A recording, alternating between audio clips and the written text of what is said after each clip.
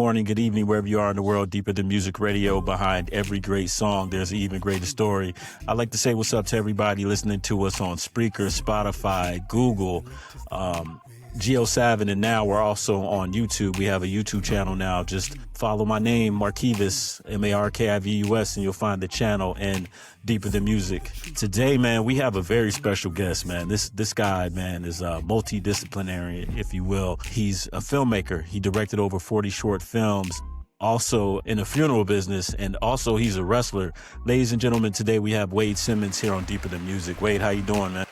I'm doing great. How about yourself? Man, I'm doing pretty good. We just talking to you. He's out there in the shy, man. It's I'm pretty sure it's pretty cold up there right now. Well, I consider myself somewhat of a snowbird a bit now because I'm, in the process of doing some things out in Cali as well. So I'm actually in the process of getting, I'm already a funeral arranger there, but I got to get my actual funeral director license there. So I can't deal with this cold too much.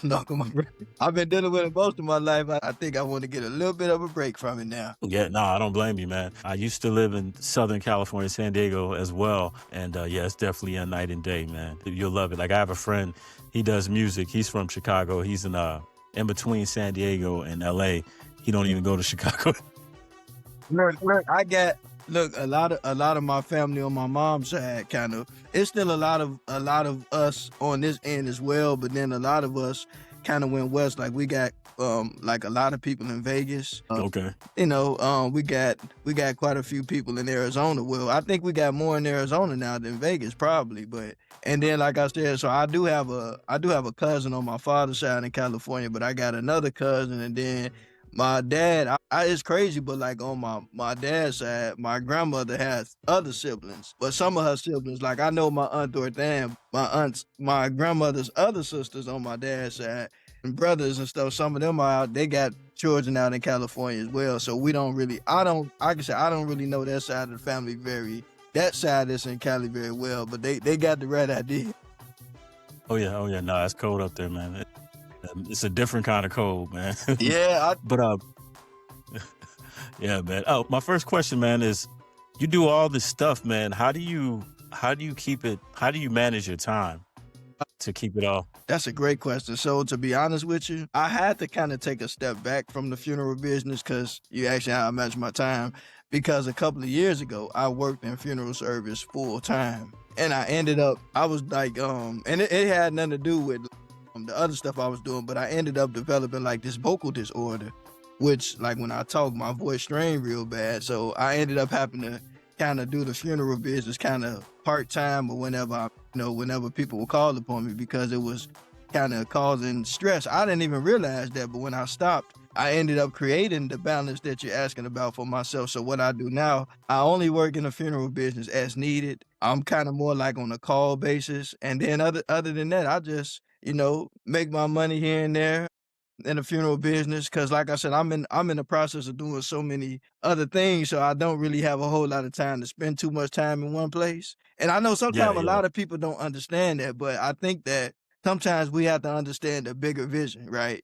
Because I'm not gonna lie, like when I worked at the funeral home that I was with for quite a while, much love to the people, but a lot of times when you're doing in business, you got to be a man. And my whole thing is sometimes when you're working and you might think that you deserve a little bit more, and sometimes it's a different, it's business, I understand, but you got to do what's best for you and your family at times. And so it was better for me to kind of focus on other things that I can learn to sharpen my skills and be more valuable at, because we got to be real. Look, stuff.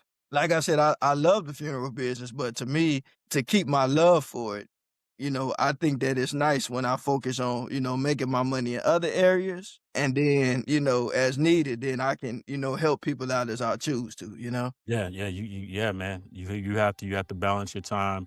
Like my mom always told me, you have to live with the decisions you make, not anybody else. Absolutely. So at the end of the day, you have to do what's best for you. And also, man, you're a wrestler, 40-something films. Did you know you do so much. Did you know at a young age you wanted to be like in film, the funeral business, and also a wrestler? Yes.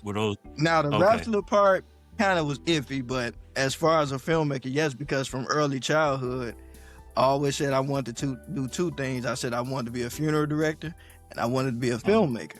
But it's funny because the wrestling part was there too, because I remember when I was in elementary school, I used to write like wrestling stories, Yeah. write like make up wrestlers and write like a whole pay-per-view and stuff and write what happened and how the match ended. So like I guess I can say from early childhood that part of me was there too. And so I just said that, that I wanted to be a filmmaker because I was like growing up, I was always kind of like inspired by like Spike Lee. I used to read a lot about like Walt Disney, about like what he did and things of that nature. So I always knew that I wanted to be a filmmaker. I always knew that I wanted to be a funeral director. So I just kind of pursued both. And as far as the wrestling part, me and my brother and my friend Gus and Jordan and Cross, and we all used to be out wrestling in the yard as children. And so, matter of fact, we broke a few flower pots and put a few holes in walls. So I know that you went to school for filmmaking, and did you also go to funeral Yeah. director school? Okay. Yeah, so I went Okay. to school to be a funeral director first, and it was very hard. I'll tell anybody, when you go to school to be a funeral director, you're not just learning the stuff that you think you need. You gotta learn funeral service law. You gotta know a little bit about the history, all the different religions, because you're dealing with families who had come from different backgrounds and different belief systems. You got to know a little bit about psychology, a little bit about sociology, a little bit of microbiology, pathology, embryology you need to know. But Yeah. it was Yeah. rough, man. And I'm going to be honest with you. Like, at one point, I didn't know if I was going to really finish, but I got through it by the grace of God. But once I finished, we had these exams. I call them the exit career exams because Yeah. that's how hard it was. And so I wasn't passing it for like 7 months after finishing the program. So I'm like, you know what? If this don't work out, I'm gonna have to do something. So like I was thinking about it. So I flew out to Vegas to be like with my uncle, because my uncle, he's in the plumbing business. My grandfather was a master plumber and he taught my uncles. And so my uncle picked up the trade and he's doing pretty well in Vegas with it. So I went down there and was working with him, and I'm like, look, they skilled at this. And this is, and look, it's nice, and I can, you can always learn what you don't know, but at the same time, it's like, I think it's nice to be passionate about what you do. And I'm like, you ain't fooling nobody. This is just not your thing, Wade. So I remember coming back to Chicago, and I remember being in prayer, and I'm like, Lord, if I'm gonna go back to school, I'm gonna do something I actually enjoy. So I considered film school, and so I went to film school. And right when I went to film school, believe it or not, I passed the funeral director part of the test. Because while I was in Oh, film school, I wow. was still going out to the other schools sometimes to take my exit exam so I can get the degree and move on or whatever. But it all ended up working out, but it just didn't happen in the time frame that I would have liked it to, but it did happen. So, God's time is not always our time. It is Yeah. what it is. And then like you said with the funeral, man, that's heavy, like that death is something that a lot of people don't deal with. It's something that we have to deal with, but we don't deal with, or it's a touchy subject, man. I must imagine. And especially when you're dealing with a loved one, I can only imagine. You sending somebody back home, you know what I mean? And it's Yeah, it's the last time they get to see it. So it's a very emotional, very touchy thing. yeah. Man. It's to me, I'm honored to be a part of that industry because it was something that I always wanted to do as a child. And like I said, in that business, you do a lot of times, you sometimes, give a little more than you take. But I also think that kind of like in this world that we live in now, man, the cost of living is so, you know what I'm Oh, yeah. saying? And so like, you gotta spend your time really wisely, and you have to kind of optimize. And so like I said, the funeral business is a service. It is a business, but like I said, to keep my love for it, I try to make sure that I have the appropriate balance and everything, because I think that's so important, man. And again, you need multiple streams of income, So Oh, yeah. so to me, Yeah. that's why, like I said, I had to kind of try to work on a few other areas of my life so that I can serve in the way that I would like to, And like I said, it wasn't an easy decision because, like I said, sometimes other people don't understand that. But like I said, sometimes when you have a vision, it's not for other people to understand because at the time it wasn't given to them. And so like I said, Exactly. I look, I studied a lot of people in history who did a lot of great things, and anybody can do great things, but a lot of times we have to be willing sometimes to take the chance on ourselves, because if you don't, it's not going to be easy. It's not easy for anybody. You know what I'm saying? But That's just the way that it works. I mean, we wouldn't have many of the businesses we have today if somebody didn't have a vision. So it's always funny to me how like a lot of times something that's already is like kind of set in stone. A lot of people like kind of like they want to just lock into that, not realizing sometimes that those things exist because somebody had a dream or a vision and Oh somebody yeah. executed. It's just one of those things where you just have to trust the way that God is leading you, and you just gotta trust your assignment, you know? And I want to ask you too, because one of my things is, man, my motivations is when I'm on my deathbed, I want to be able to say I did and tried everything that I wanted to do in life. Win, fail, you dealing with the funeral business, does that affect your outlook on your assignments and what you need to do? Because you deal with people when it's done. Does it create that sense Absolutely. of time? Because it's like one of my good friends who's from Chicago, he said like time. Well, somebody else also said this too, that time is a currency that we don't know how much time we have. So I imagine that in your mind, because what being in the funeral industry, you like you see people when it's the end, so I have to optimize my time because that next day won't be promised. Is that ring a bell with you or ring true? It rings true every day, and I think that, like, working in the funeral business, it gives you a sense of reality because you see people go at all type of ages, and so, it's a blessing when you see somebody that, made it to be like 101 and, 98, 98, 99, you know what I'm saying, even 85, 86, but I mean, everybody would like to stay as long as they, like it in good health and all that, but sometimes there are situations where people were only 10, 29, Yeah, even just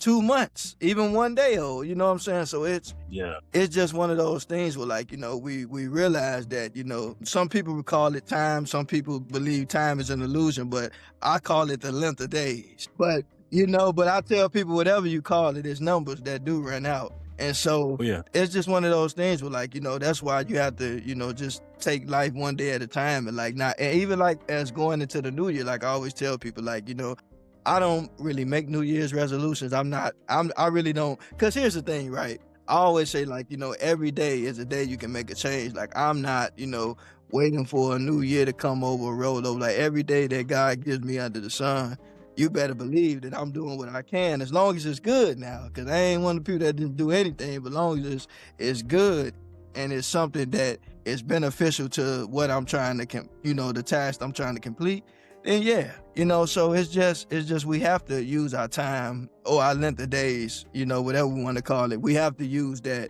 very wisely, and that's so important, and it's something that we should never take for granted because, oh yeah, like I yeah. tell people, man, I kid you not, I remember I had a good dear friend of mine from high school, a young man. He was a pretty cool guy, and like I said, this is just amazing to me. But it was like some time ago. I remember we were riding down the street, and I seen him, and some said you should go speak to him, and I didn't do it.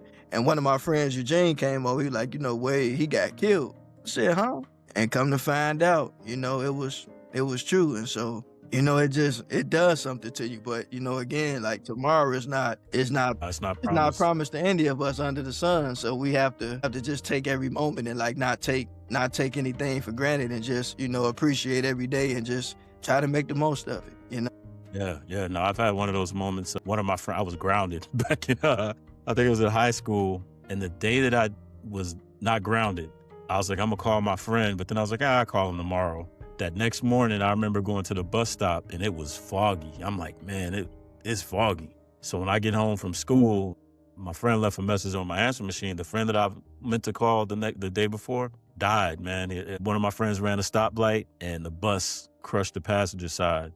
So like Man. you said, so I try to make a point to like, hey, when I'm thinking about somebody or something, like, hey, I just wanted to, say something. But let's shift gears now. Sorry about that. Filmmaking. What inspires you to create? What inspires you to make films? Like, what's your inspiration? So for me, as a child, I used to love storytelling, just Hmm. creating characters and like making stories. Cause like I used to take my video camera to school, even in elementary school. I used to do photography as well. I used to like, Okay. film cause I've been thinking about making a documentary about my experience in elementary school as well. Cause I do have the footage somewhere around here, but Yeah. I Okay. love just, creating narratives and, and even being in the funeral business, right? Like being around that and seeing people's stories get told why they pass Yeah. away. It's like Oh yeah. Yeah. you're literally sitting through somebody's movie. And so to me, I Yeah. love the idea of just creating the beginning, the middle, and the end. I love being creative. And so my inspiration is just life. And like I said, I was a very big Spike Lee fan as a child. George Lucas, also one of my favorite filmmakers, of course, Walt Disney, and even F. Gary Gray. It's so Oh many yeah. different Yeah. talented filmmakers out here. I don't know, like and then me personally, I believe that everybody is an artist. I believe that everybody is creative. I believe that everybody, because God. I always say God is the first artist, man. You look at this world, how everything is designed.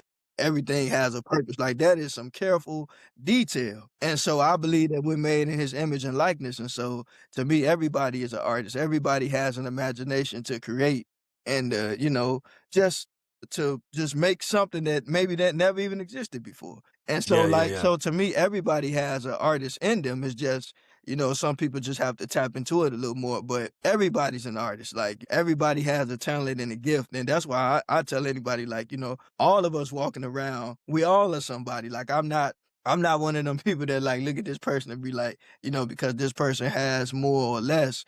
To me, everybody has potential to be a great artist because all of us have a vision. All of us have creativity. So if we don't tap into it, the world won't know the gifts that God put in us. I think it's so important for us just to, be creative, man. And I love it, man. It's what I've been doing all of my life so far. And I hope to do it till I'm 98, Willie. Yeah, and it's like you said, everybody has a story to tell. Man, you mentioned Spike Lee. That was a F. Gray. He did Friday, right? The Friday movies, What and then Well, with he did Gary quite Gray. yeah, he did quite a lot, but I know Ice Cube, really Yeah. was, like, credited for, like, Ice Cube was more so Friday, but F. Gary Gray, he did a whole lot too, but even John Singleton, you know, Oh yeah, with John. Yep. Yep. with Boys in the Hood, man, like, so it's Yep. like, I have a long list of people, even the late great Bernie Mac, he was an inspiration for me, like, because what I liked about Bernie Mac, he reminded me of, like, one of your uncles that didn't play, but he was funny, you know what I'm saying? Yeah. And Yeah. like, Yeah. and so Yeah. like, it's so many different artists that really like, and then I remember as a child, like I used to, watch like one of my favorite shows as a child was Hanging with Mr. Cooper. Oh I yeah. know I'm No, that telling, was I know I'm telling my age a little bit. But I'm 33, but I used to love that show. Like, Mark oh yeah. Curry, he's a terrific comedian, terrific actor. That was one of my favorite shows. I remember Raven Simone was on that when she was little. Oh yeah. And Yeah, then she was. and then we all love what Martin and Fresh Prince of Bel Yes. Air and Family Matters. We grew up watching that stuff. Yeah. I Yeah. And I it's even like, love Full House, man. oh yeah, Full House. Oh yeah, man, Full House was definitely. You mentioned Family Matters, Full House.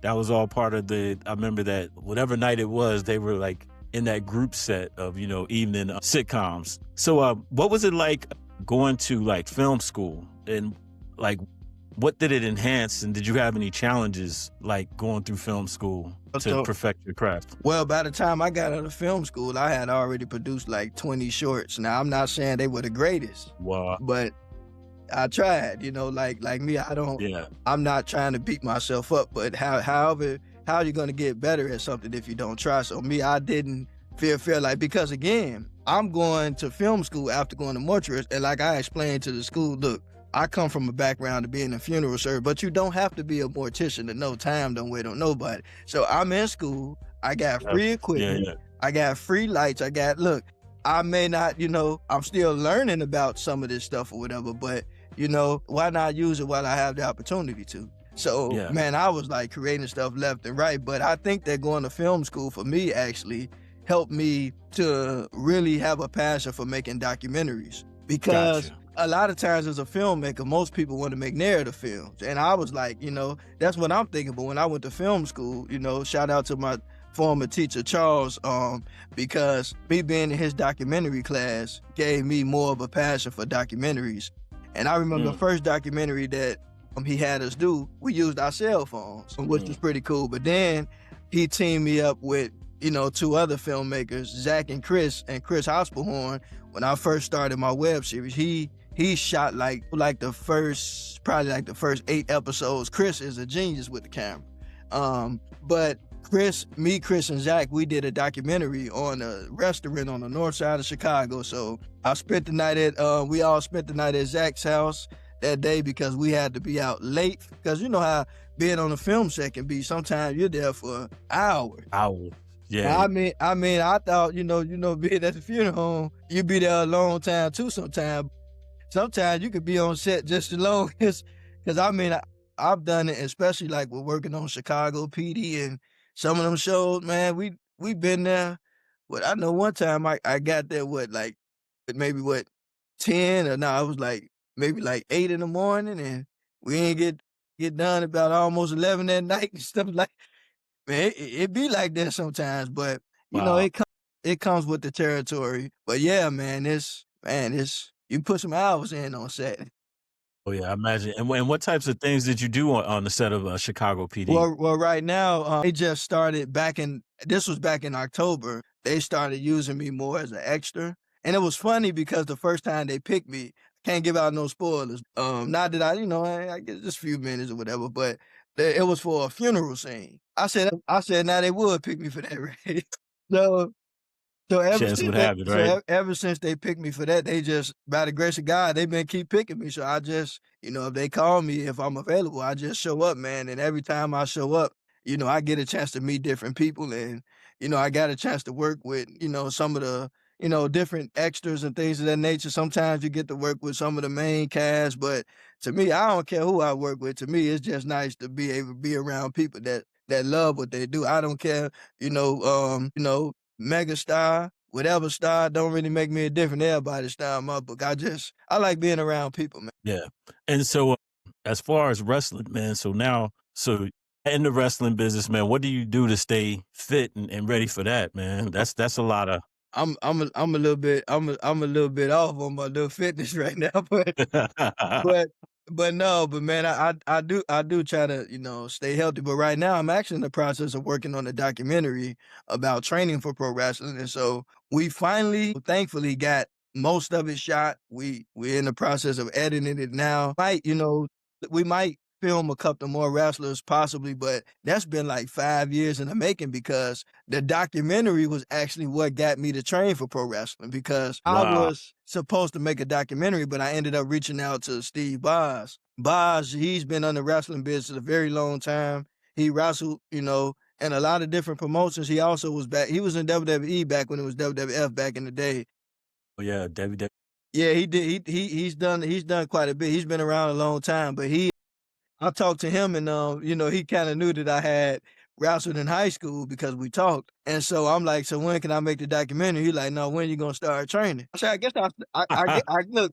guess I'll start next week. So it ended up, turning into me training for like 2 years. And it was pretty cool because Wow. I got a chance to like work with different people and got a chance to meet some of the people we used to watch on TV and actually, have a conversation with them. And I tell anybody, if you love wrestling and you ever want to meet some of your favorite wrestlers, go to some of the local promotions because a lot of times it's not like the bigger shows because a lot of time at the bigger shows there's a lot more going on. But sometimes when you go to the indie shows, you will actually get a chance to meet a lot of people, and it's not as it's not as hectic. It's more of a chilled environment, Yeah. but it's a lot of fun, man. I met a lot of people, man. Scotty Too Hottie, Hornswoggle, man. I got a chance to see Carlito wrestle live in one of our shows, so Wow. it was, man, it's fun, and like I said, man, but it's none greater than the guy that trained us, the BOZ. Shout out to Steve Boss, because like I said, I thank God for him because he extended the invitation to me to train, and so I had a blast. And so